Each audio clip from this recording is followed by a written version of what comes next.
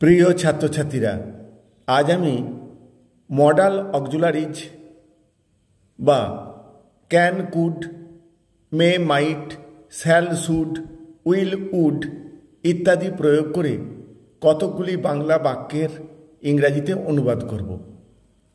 প্রথমে আমি বাংলাগুলি বলবো, সঙ্গে উত্তরগুলিও বলে যাব। তোমরা যখন প্র্যাকটিস করবে তখন বাংলাগুলির ইংরাজি অনুবাদ করে শেষে আনসার শিট দেওয়া রয়েছে, সেগুলি মিলিয়ে নেবে। তাহলে শুরু করা যাক। প্রথমে, তুমি এখন বাড়ি যেতে পারো।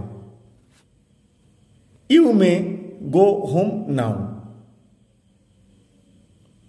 এখানে মডাল অক্সিলারিজ মে ব্যবহার করা হয়েছে। তারপরে, আমি সাঁতার কাটতে জানতাম। I could swim. এটা পাস্ট টেন্স, সেই কারণে ক্যানের পাস্ট টেন্স কুড হলো। তারপরে, আমাদের নিয়ম মেনে চলতে হবে। নিয়ম মানার ক্ষেত্রে মাস্ট কথাটা প্রয়োগ করা হয়। উত্তর হবে we must follow the rules. এরপর, সে হয়তো আজ আসবে। প্রবাবিলিটি, সম্ভাবনা, সে কারণে মাইট প্রয়োগ করতে পারি। হি মাইট কাম টুডে। কোশ্চেন নাম্বার 5,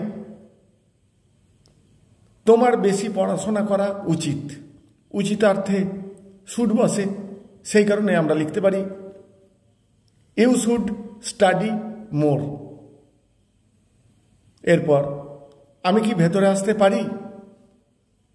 অনুরোধ বোঝাতে এক্ষেত্রে মে বসে, মে আই কাম ইন। তারপর, তারা নিশ্চয়ই খেলা জিতবে, ভবিষ্যতের ঘটনা, সেই জন্যে উইল বসাবো। They will surely win the match. আমাদের সাহায্য করা উচিত। We ought to help. উচিত অর্থে শুড বা অট বসে, এক্ষেত্রে আমরা অট বসাবো।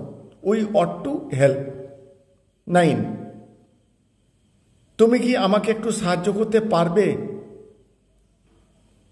বা সাহায্য করতে পারো, এই অর্থে ক্যান বসাতে পারি। Can you help me a little?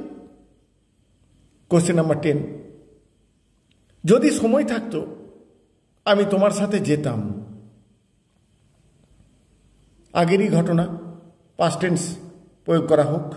উত্তর হবে I would go with you if I had time. Modal অক্সিলারির ক্ষেত্রে অনেক কিছু পরিবর্তন হতে পারে, অর্থাৎ কি হিসাবে সেটা বসেছে, অনুরোধ না আদেশ না উচিত ইত্যাদির উপর নির্ভর করে সেগুলো বসানো হয়। সেই কারণে কিছু কেমন পরিবর্তনও হয়ে থাকে। যাই হোক প্রিয় ছাত্রছাত্রীরা, আমি আমার মতো করে করলাম, তার আনসার শিটও দিয়ে দিয়েছি। তোমরা এগুলি প্র্যাকটিস করার সময় আনসার শিটটা মিলিয়ে নেবে। আর হ্যাঁ, তোমরা অবশ্যই চ্যানেলটিকে সাবস্ক্রাইব করে রাখবে। কমেন্ট বক্সে তোমাদের মতামত জানাবে, প্রয়োজনে বন্ধুদের মধ্যে শেয়ারও করতে পারো। Thank you all.